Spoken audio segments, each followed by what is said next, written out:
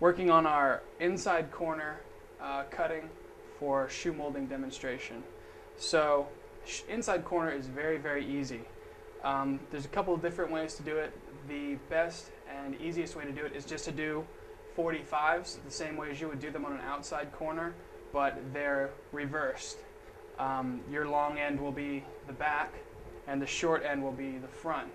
And so you cut your two pieces with 45 and they slide right together in the corner, make a nice tight fit, and a little bit of caulking in there, and it's good. So this is what inside corner looks like, just like this.